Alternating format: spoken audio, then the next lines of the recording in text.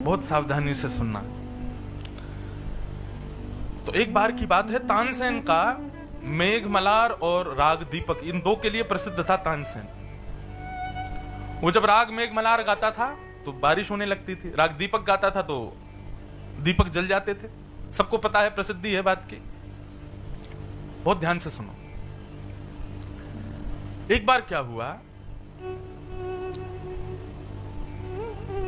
तानसेन ने राग दीपक गाया तो उसका गला जलने लगा और उसके पूरे सर्वांगीण अंग में फफोले जैसे होने लगे। फफोले समझते हैं? किसी पर कोई गर्म चीज गिर जाए तो उठ जाता है, थोड़ा स्किन भारी हो जाती है, ऐसे फफोले होने लगे। तो उस दिन तानसेन ने कहा कि शायद अब राग दीपक मुझसे गवता नहीं है, अब मैं इसको नहीं गाया करूंगा। लेकिन कुछ उससे जलने वाले गवैयाओं ने जाके राजा से शिकायत की। बोले क्योंकि ये राग दीपक जब गाता है तो दीपक जलते हैं, और दीपक जलते हैं तो लोग आपकी वाहवाही करते हैं, इससे तानसेन को पीड़ा होती है, इसलिए इसने राग दीपक गाना बंद कर दिया।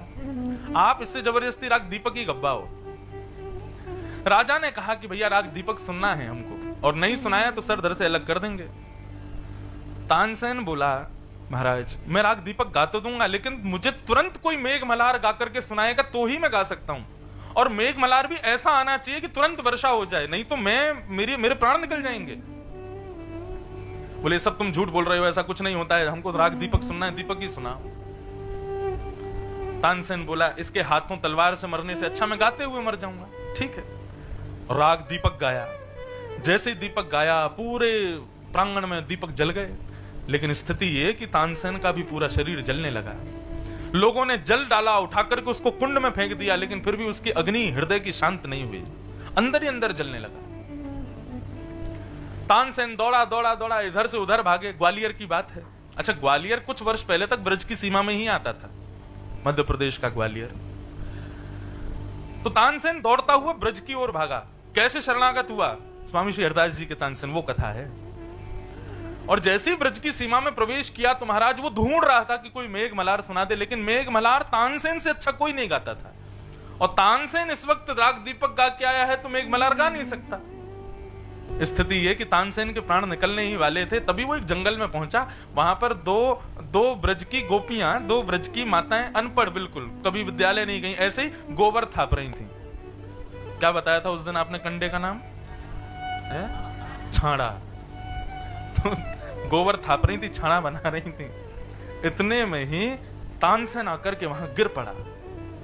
तानसेन की आंखों की लालिमा और उसके अंग प्रत्यंग को देख करके वो दो गोपियां जो थी वो समझ गईं कि राग दीपक गाया है, इसलिए इसके तन में अग्नि लगी है, इसको मेघमल्लार सुनाना पड़ेगा तभी इसकी अग्नि शांत होगी। तो वो गोबर थापते थापते वो गोपियां मेघमल्लार गाने लगी, और मेघमल्लार गाते ही काले काले बादल आए और तानसेन पर बरसने लगे, और बरस करके तानसेन को सही कर दिया। तानसेन बोला, इतना सटीक राग गाने वाली और ये गोबर थाप रही है।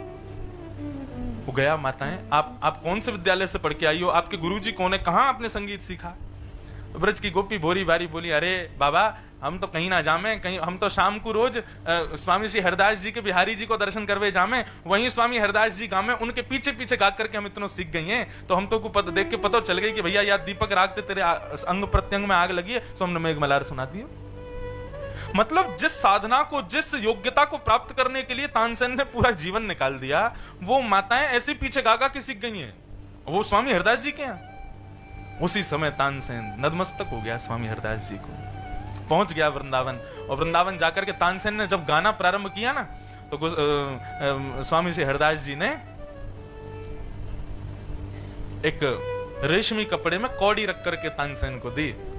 बोले महाराज जी ये क्यों? बोले रेशम कपड़ा इसलिए क्योंकि तुम संगीत को ठाकुर जी के लिए गाना चाहते हो, इसलिए तुमको रेशमी कपड़ा दिया। बाकी जीवन पर्यंत तुमने संगीत सीखा, उसका परिणाम यदि पूछो तो वो कौड़ी के समान है। तानसेन को पूर्ण रूपेण ठाकुर जी का बनाया उस हमारे स्वामी श्री हरदास जी। ऐसे स्वामी श्री हरदास जी महाराज। तो वृंदावन, योग्यताओं को ठाकुर जी को अर्पित करो। ठाकुर जी को यदि अर्पित करोगे तो वही योग्यता आपकी भक्ति बन जाएगी। तो एक बार अकबर ने मन बनाया कि